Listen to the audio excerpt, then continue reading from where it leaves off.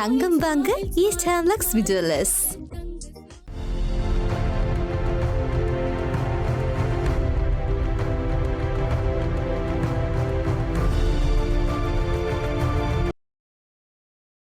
வணக்கம். இது ஐபிசி தமிழின் செய்தி வீச்சு. இன்றைய செய்தி வீச்சிலும் இலங்கை மற்றும் உலக நிலவரங்கள் காத்திருக்கின்றன. முதலில் இலங்கை தீவு பக்கம் பார்வையை திருப்பலாம். தமிழர் தாயகத்தின் சமகால அரசியல் செல்நெறி போலியான ஒரு தடத்தில் பயணிக்கும் ஆபத்து குறித்து எச்சரிக்கை செய்வதற்கு இன்றைய நாள் பொருத்தமான ஒரு நாளாக இருக்கக்கூடும்.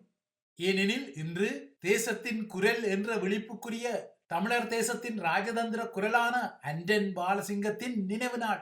தேசத்தின் குரலுக்குரியவர் ஒருவேளை இன்று உயிரோடு இருந்திருந்தால் ஒரு காலத்தில் டிஃபெக்டோ ஸ்டேட் எனப்படும் நடைமுறை அரசு ஒன்றை கொண்டிருந்த அதே ஈழத்தமிழர்களின் தற்போதைய அரசியல் நிலை இடைச்சன் பிள்ளைக்காரிக்கு தலைச்சன் பிள்ளைக்காரி மருத்துவம் பார்க்கும் நிலைமை ஒன்றில் இருப்பது குறித்து நிச்சயமாகவே வருத்தப்பட்டிருப்பார். தமிழர் தாயகத்தின் சமகாலம் போராட்டங்கள், ஒன்றுகூடல்கள், நிர்வாக கூட்டங்கள், கூத்தடிப்புகள் என குறைவில்லாத வகையில் நகர்ந்து கொள்கின்றது.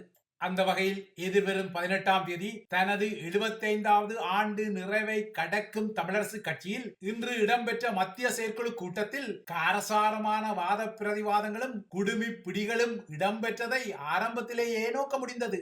கூட்டம் ஆரம்பமான போது தலைவராக கருதப்படும் மாவை சேனாதராஜா அதில் சமூகம் அளித்துக் கொள்ளாததால் அவரை புறந்தள்ளி ஏனையவர்கள் கூட்டத்தை ஆரம்பிக்க முயன்ற போது அதற்கு எதிர்ப்புகள் எழவே இந்த கூட்டத்தின் ஆரம்பமே சும்மா அதிர்தல்ல என்ற பாணியில் சூடு பிடிக்க ஆரம்பித்தது.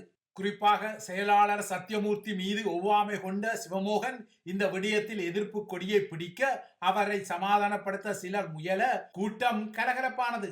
மாவை சேனாதராஜா இல்லாமல் கூட்டத்தை நடத்த முயன்ற போது அங்கு வாராது வந்த மாமணியாக மாவை பிரவேசிக்க அவர் இந்த கூட்டத்துக்கு தலைமையேற்க கூடாதென சாணக்கியன் எதிர்ப்பு குரலை தொடுக்க அதனை சட்ட செய்யாது தலைவரின் இடத்தில் மாவை சேனாதராஜா அமர இந்த பதிவு பதியப்படும் வரை கூட்டம் கொதிநிலையுடன் நகர்ந்தது.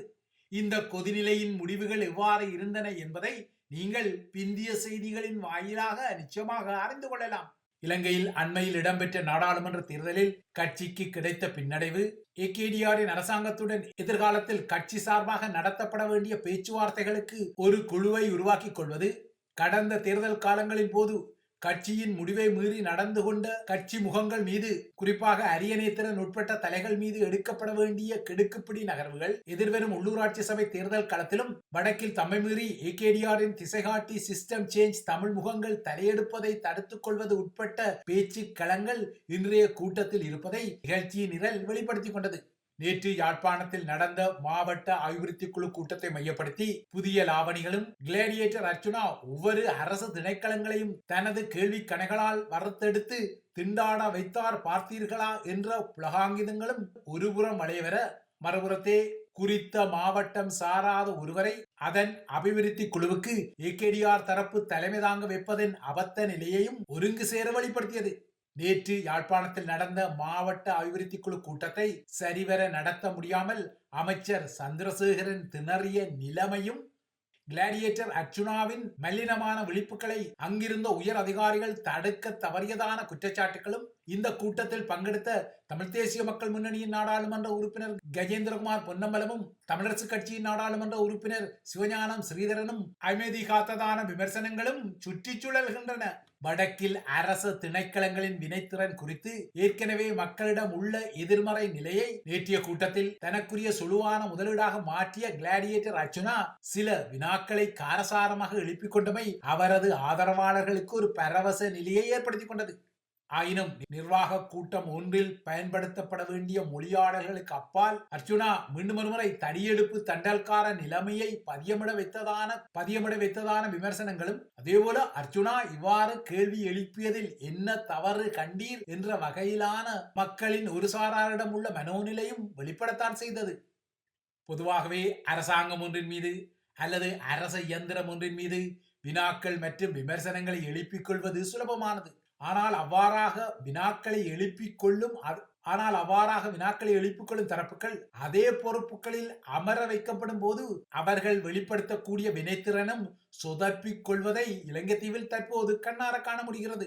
அந்த வகையில் இவ்வாறான விமர்சனங்களை தமக்குரிய அரசியல் முதலீடாகவும் வாக்கு வங்கி முதலீடாகவும் மாற்றி சிஸ்டம் சேஞ்ச் கொட்டொலிகளை எழுப்பி ஆட்சியை பிடித்த ஜேவிபி மேற்பார்த்த தேசிய மக்கள் சக்தி திசைகாட்டியின் நகர்வுகள் முதற்கோணல் முற்றிலும் கோணல் என்ற நிலைமையை வெளிப்படுத்த தலைப்படுகின்றன. தாம் ஆட்சிக்கு வந்தால் நாட்டில் அரிசி விலையை குறைக்கும் அதேவேளை ஒரு தானிய பருக்கையை கூட இறக்குமதி செய்ய மாட்டோம் என முதன்மை தலையாரி தேர்தல் பரப்புரை மேடைகளில் உறுதியளித்த அதே ஏகேடிஆர் இந்த மாதம் 70,000 மெட்ரிக் டன் அரிசியை இலங்கைக்காக இறக்குமதி செய்ய அனுமதியை வழங்கியிருக்கிறார். அதனைவிட முன்னைய அரசாங்கத்தில் அரிசிக்காக இருந்த சில்லறை நிர்ணய விலையை விட அதிகமாகவே ஏகேடிஆர் இப்போது அந்த விலையை அறிவித்து விட்டார். இதேபோல தாம் ஆட்சிக்கு வந்தால் எரிபொருள் மற்றும் மின் கட்டணங்களை குறைப்பதான தேர்தல் வாக்குறுதிகளும் ஏகேடிஆர் தரப்பில் இதுவரை சற்று செய்யப்படவில்லை. கூட்டி கழித்து பார்த்தால் முன்னைய ஆட்சி தரப்புகள் மீது தாம் வைத்த விமர்சனங்களை ஒத்த விமர்சனங்களையும் திண்டாட்டங்களையும் தமது சில வார கால ஆட்சியில் ஏகேடிஆர் தரப்பு எதிர்நோக்குவது யதார்த்தமாகவே தெரிகிறது. அவ்வாறான சிக்கலை எதிர்நோக்கும் திசைகாட்டி தரப்பு இப்போது தமது நாடாளுமன்ற சபாநாயகரின் பதவி விலகலையும் கண்டுவிட்டது. 3/2 பங்குக்கும் அதிகமான நாடாளுமன்ற பெரும்பான்மையை கொண்டு ஒரு அரசாங்கமாக திசைகாட்டி அரசாங்கம் இருந்தாலும் அதன் முக்கிய பிரதிநிதிகள் தமக்கு தாமே சுயம்புகளாக வெளிப்படுத்திய கல்வி தகுதிகள் தொடர்பான சர்ச்சைகள் நீடிக்கின்றன. ஜேவிபியின் உயர் முகங்களின் கல்வி தகுதிகள் தொடர்பான அதிர்வுகள் தொடர்ந்தும் புற்றீசல்களாக கிளம்பி வரும் நிலையில் தமது புனிதத்துவ ஆட்சி தொடர்பான நம்பகத்தன்மையில் தற்போது ஏகேடிஆர் தரப்பு சோதனைகளுக்கு ஆளாக்கப்பட்டுள்ளது. ஏனென்றால் தகுதியற்றவர்களால் பழைய நாடாளுமன்ற அரங்கங்கள் நிறைந்திருப்பதால் அந்த அரங்கத்தை சுத்தப்படுத்தி புத்திஜீவிகளையும் தொழில் நிபுணர்களையும் தகுதி வாய்ந்தவர்களையும் அந்த இடத்தில் அமர்த்த போவதாக உறுதியளித்து மருத்துவர்கள், பொறியியலாளர்கள், ஆசிரியர்கள், பேராசிரியர்கள் உட்பட்டவர்களை வேட்பாளர்களாக தேடி பிடித்து தேர்தல் களத்தில் நிறுத்தியதாக பெருமை கூறிய ஏகேடி தரப்பு அந்த பெருமையுடன் கூடவே பெரும்பான்மையுடன் ஆட்சியையும் பிடித்தது. ஆனால் அதன் பின்னர் வெளிப்படும் கதைகள் வடிவ திருப்பங்களை எடுத்து காட்டுகின்றன. அதன் அடிப்படையில் முதலில் நாடாளுமன்றத்தின் சபாநாயகர் பீடத்தில் அமர்ந்திருப்பவர் வைத்திருக்கும் கலாநிதி பட்டம் போலியானது என்ற விடயத்தை ஸ்ரீலங்கா தேர்தல் ஆணையத்தின் முன்னாள் தலைவர் மஹிந்த தேசப்பிரிய கடந்த 6ஆம் தேதி எழுப்பிக் கொள்ள இந்த விடயம் சூடுபிடித்தது. அதன் பின்னர் இந்த வார ஆரம்பத்தில் நாடாளுமன்ற வலைத்தளத்திலிருந்து சபாநாயகர் அசோகர் ரன்வலவின் கல்வி தகுதியாக காட்டப்பட்ட கலாநிதி அடையாளம் திடீரென மறைந்தது. இவ்வாறான கலாநிதி சர்ச்சைகள் இடம்பெற தவறு செய்தால் யாரையும் மன்னித்துக் கொள்ள மாட்டோம், அது சொந்த தரப்பாக இருந்தாலும் சரி என்ற தோரணையில் ஏகேடிஆர் நேற்று ஊடகங்களுக்கு கராராக சாட்டையை சுழற்றிய சில மணி நேரத்தில் இதற்கு போலி கலாநிதியால் சோழி என நினைத்தோ என்னவோ சபாநாயகர் ரன்வல நேற்று மாலை தனது பதவியை துறப்பதாக அறிவித்துக் கொண்டார். இலங்கை தீவை பொறுத்தவரை சபாநாயகர் பொறுப்பில் இருப்பதற்கு அல்லது நாடாளுமன்ற உறுப்பினர் பொறுப்பை பெறுவதற்கு ஒருவருக்கு கல்வி தகுதி எதுவுமே கட்டாயமில்லை. ஆகையால் உள்ளது உள்ளபடியே தேசிய மக்கள் சக்தி வேட்பாளர்கள் தமது தகுதிகளை வெளிப்படுத்தி இருந்தாலும் அவர்களுக்கு வாக்கு கிட்டியிருக்கக்கூடும். ஆனால் முன்னியவர்களை விட தாம் மேலானவர்கள் என காட்டுவதற்காக மக்கள் பிரதிநிதிகளுக்கு இருக்க வேண்டிய நேர்மை குறித்து ஏகேடிஆர் பிரயோகித்த வார்த்தை ஜாலங்கள் தான் இப்போது பூமராங் தடியாக அவரது தரப்பையே தாக்க தலைப்படுகிறது. ஆகையால் இந்த விடயத்தில் தமது வார்த்தை ஜாலங்களை நம்பி புல்லடி போட்ட வாக்காளர்களுக்கு அனுரகுமார திசாநாயக்கா ஒரு பதிலை வழங்கியாக வேண்டும். ஒருவேளை ரணில் தரப்பில் அல்லது ராஜபக்சக்களின் தரப்பில் இவ்வாறான போலி கலாநிதி இவ்வாறு உள்ளது உள்ளபடியே போலி கல்வி தகுதிகள் வெளிப்பட்டிருந்தால் அனுரகுமார தரப்பின் விமர்சனங்கள் எந்த அளவுக்கு தூள் பறந்திருக்கும் என்பதை சொல்லித்தான் தெரிய வேண்டியதில்லை. ஆகையால் தவறு செய்தால் யாரையும் மன்னிக்க மாட்டோம் என சூளுரைப்பதற்கு அப்பால் அல்லது தவறு இழைத்த முகங்களுக்கு அழுத்தம் கொடுத்து அவர்களது பதவிகளை துறக்க வைப்பது போன்ற நகர்வுகளை செய்து கொள்வதற்கு அப்பால் உண்மையான சிஸ்டம் சேஞ்ச் தமது தரப்பில் இருப்பதை ஏகேடிஆர் தரப்பு முதலில் நாட்டு மக்களுக்கு உறுதிப்படுத்த வேண்டும். அத்துடன் தமது தரப்பிலும் இந்த சிஸ்டம் சேஞ்சில் சில தவறுகள் இடம்பெற்றன என்பது குறித்து மக்களிடம் அவர்கள் மன்னிப்பு கோரவும் தயக்கங்களை கொண்டிருக்க கூடாது. இப்போது நாட்டின் சபாநாயகர் பதவியை துறந்து கொண்டாலும் ஏனைய சில அமைச்சர்கள் கொண்டிருக்கும் கல்வி தகுதிகள் குறித்து தொடர்ச்சியான வினாக்கள் எழும்பத்தான் செய்கின்றன. அந்த வகையில் அமைச்சர் அனுர கருணாதிலகாவின் கலாநிதி பட்டம் அமைச்சர் அனுர கருணாதிலகா கொண்டிருந்த கலாநிதி பட்டமும் இப்போது அவரது அமைச்சின் வலைத்தளத்திலிருந்து மாயமாகிவிட்டது. அதேபோல நேற்று நிதியமைச்சர் ஹர்ஷன நாணயக்காராவின் பெயருக்கு முன்னால் இருக்கும் கலாநிதி பட்டம் தவறாக சேர்க்கப்பட்டுள்ளதாக காரணம் கூறப்பட்டது. இதற்கிடையே அமைச்சர் விமல் ரத்நாயக்காவின் கல்வி தகமையும் தவறாக பதிவு செய்யப்பட்டதாக புதிய சுட்டுவிரல் நீட்டுதல்கள் வந்துள்ளன. அதேபோல அமைச்சர் ஸ்ரீகுமார் ஜெயக்குடி ஒரு பொறியியலாளர் என குறிப்பிடப்பட்ட போதும் அவர் பொறியியல் கற்கை நெறியை இதுவரை பூர்த்தி செய்யாத ஒருவர் என்ற விமர்சனங்களும் வந்துள்ளன. இதற்கும் அப்பால் பிரதி சபாநாயகர் மருத்துவர் ரிஸ்வி சாலிச் தன்னை ஒரு சிறப்பு வைத்திய நிபுணராக அடையாளப்படுத்திய போதிலும் அவர் ஒரு சாதாரண வைத்தியர் என்ற சர்ச்சைகளும் தொடர்கின்றன.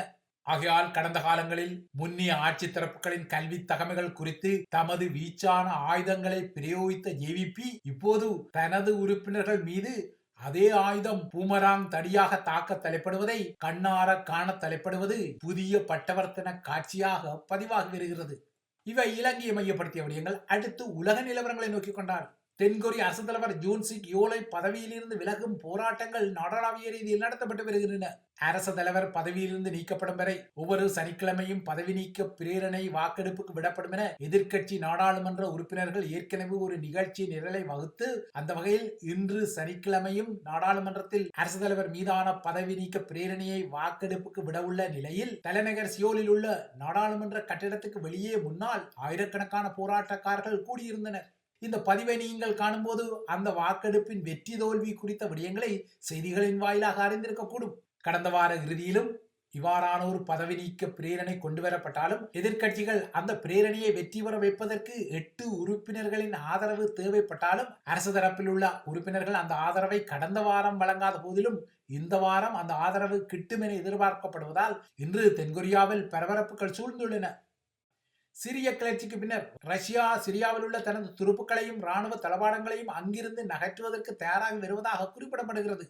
சிரியாவின் கடற்கரை நகரான ஹோம்ஸை நோக்கி ரஷ்ய கொடிகளை தாங்கிய ராணுவ பார உந்துகளும் கவச வாகனங்களும் நகர்ந்து வருகின்றன. சிரியாவில் தமது துருப்புக்களை வெளியேற்றவும் படைய கட்டமைப்புகளை மீளெடுக்கவும் ரஷ்யா தனது பாரிய ராணுவ விமானங்களை தயார் செய்து வருவதாகவும் தெரிவிக்கப்படுகிறது. இதற்கிடையே அமெரிக்க வெளியுறவு அமைச்சர் ஆண்டனி பிளிங்கன் நேற்று திடீரென ஈராக்குக்கு சென்று ஈராக்கிய பிரதமரை சந்தித்து பேச்சுக்களை நடத்தியுள்ளார். அசாத் ஆட்சியின் வீழ்ச்சிக்கு பின்னர் கடந்த வார இறுதியில் சிரிய ராணுவத்தைச் சேர்ந்த 2000க்கும் மேற்பட்டவர்கள் ஈராக்குக்குள் நுழைந்து அங்கு தஞ்சம் கோரி தங்கியுள்ள நிலையில் அமெரிக்க ராஜாங்க துணைக்கலை செயலாளரின் இந்த பயணம் அமைந்துள்ளது. அசாத்தின் ஆட்சியில் சிரிய ராணுவத்தில் சேவை செய்ததால் கிளர்ச்சிக்கு பின்னர் உள்நாட்டில் பழிவாங்கப்படக்கூடும் என்ற அச்சத்தில் சிரிய ராணுவத்தினர் ஈராக்குக்குள் சென்று தஞ்சம் கோரியிருப்பது குறிப்பிடத்தக்கது. இறுதியாக பிரான்சின் நிலவரங்களை நோக்கிக் கொண்டால் பிரான்சில் நிலவும் அரசியல் நெருக்கடிகளுக்கு தீர்வு காண அரசு தலைவர் இமானுவேல் மேக்ரோன் நேற்று மையவாத தள அரசியல்வாதியான பிரான்சுவா பெய்ரூவை பிரதமராக நியமித்துள்ள நிலையில் பெய்ரூ தனது புதிய அரசாங்கத்தை உருவாக்கும் முயற்சிகளில் தீவிரமாக ஈடுபட்டு வருகிறார். தமது அமைச்சரவைக்கு கச்சிதமான அனுபவம் வாய்ந்தவர்களை தேடும் வகையில் அவர் இந்த வார இறுதியில் தொடர்ச்சியான ஆலோசனைகளை கட்சி தலைவர்களுடனும் முக்கியமான உறுப்பினர்களுடனும் நடத்தி வருகிறார். புதிய பிரதமர் பிரான்சுவா பெய்ரூ சரியான நேரத்தில் சரியான இடத்தில் சரியான நபர் என தான் நினைப்பதாக முன்னாள் பிரதமர் கேப்ரியல் அட்டால் குறிப்பிட்டுள்ளார். இந்த நிலையில் கவிழ்க்கப்பட்ட முன்னாள் அரசாங்கத்தின் உள்துறை அமைச்சர் புருனோ ரெட்டெல்லியோவுடன் நேற்று புதிய பிரதமர் பெய்ரூ சந்திப்பை நடத்திய போது பிரான்சில் சட்டவிரோதமாக தங்கியுள்ள குடியேறிகளின் விடயத்தில் புதிய அரசாங்கம் இறுக்கமான நகர்வுகளை உறுதிப்படுத்த வேண்டும் என முன்னாள் அமைச்சர் பிரான்சுவா பெய்ரூவிடம் கோரிக்கை விடுத்துள்ளார். சட்டவிரோத குடியேற்றத்திற்கு எதிரான நடவடிக்கைகளுடன் பிரான்சில் சட்டபூர்வ குடியேற்றத்தை குறைப்பது குறித்த நகர்வுகளும் எடுக்கப்பட வேண்டும் என பதவி விலகிய உள்துறை அமைச்சர் புதிய அரசாங்கத்துக்கு அழுத்தமான கோரிக்கை ஒன்றை முன்வைத்துள்ளார். இவைதான் ஐபிசி தமிழின் செய்தி வீச்சு. தொடர்ந்தும் ஐபிசி தமிழுடன் இணைந்திருங்கள்.